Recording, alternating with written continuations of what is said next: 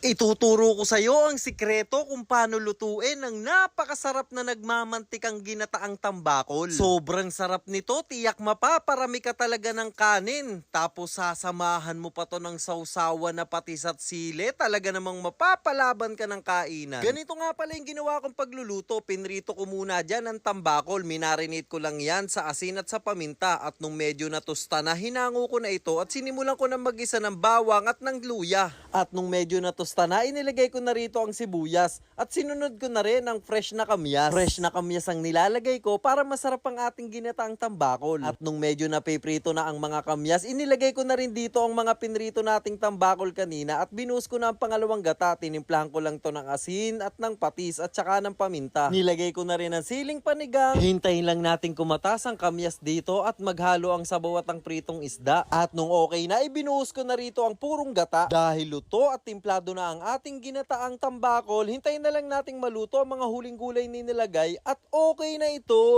And finally, luto na ang ating ginataang tambakol. Kapag ganito ba naman kasarap at kalapot ang sarsa ng gata, talaga namang mapaparami ka ng kain. Syempre masarap yan. I-follow mo na ako para maging updated ka sa mga bago ko pang videos na lulutuin.